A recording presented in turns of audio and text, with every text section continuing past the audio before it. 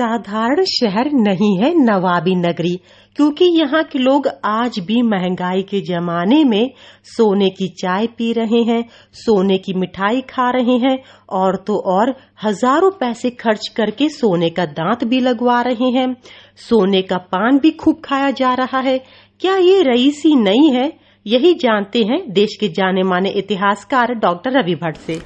देखिए, आपने बिल्कुल सही बात कही है और इस बात को कब लोग जानते हैं जो आपने कही इस समय, कि लखनऊ की विशेषता ये है कि नवाबी युग आर्थिक रूप से अवध का स्वर्णिम युग था।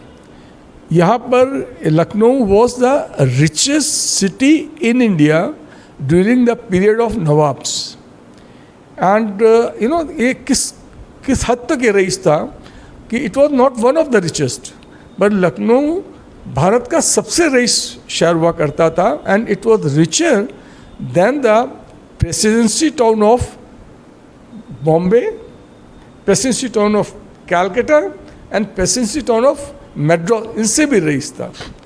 अब रईस होने का इसका रीज़न क्या था?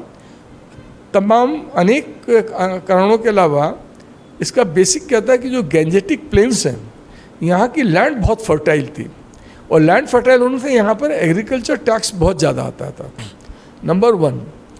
नंबर टू, यहाँ पर क्या था कि 1764 जो यहाँ का अवध की हिस्ट्री का टर्निंग पॉइंट था, जबकि अवध के तीसरे शासक जो थे उनका नाम था नवाब शुजा-उद-दौला। तो Shuja-ud-Daula along with the Nawab of Bengal और दिल्ली के बादशाह, इन तीनों की कंबाइंड फोर्सेस ने 1764 के अंदर बैटल ऑफ बक्सर की लड़ाई अंग्रेज़ों के विरुद्ध लड़ी थी, जिसमें कि ये तीनों लोग बुरी तरीके से हार गए थे। हारने के बाद में नवाब ऑफ अवध का भी, जैसा कि होता है, वो राज अंग्रेज़ों के पास चला गया, लेकिन उसके बाद में अंग्रेज़ों ने उनको बहुत ही अपमानजनक शर्तों के ऊपर उनका राज वापस करा। और उनमें से एक शर्त ये भी थी कि मतलब खाली दिखाने के लिए, कहने के लिए कि अवध की जो सुरक्षा है उसकी गारंटी ये देंगे, अंग्रेज़ देंगे, और उसके लिए वो एक यहाँ पर फ़ौज मेंटेन करेंगे और जिसका कि खर्चा पूरा का पूरा फ़ौज को मेंटेन करने का है वो अवध के नवाब देंगे।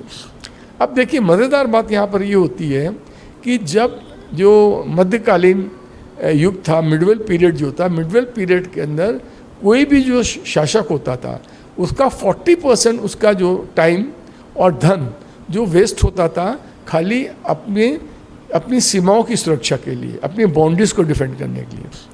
अब जब 40% काम तो यहाँ के नवाबों का ख़त्म हो गया, क्योंकि अंग्रेज़ों के उसकी जिम्मेदारी ले ली थी यहाँ की सीमाओं की रक्षा की, और पैसा यहाँ पर बहुत ज़्यादा था। तो जब पैसा यहाँ पर बहुत ज़्यादा था तो उसका नतीजा ये निकला, जब आपके पास पैसा बहुत हो और आपके पास टाइम बहुत हो तो आप क्या करेंगे? तो ये यहाँ पर आर्ट एंड कल्चर के अंदर सारा इनका करना चाहिए, धन और समय जाने लगा।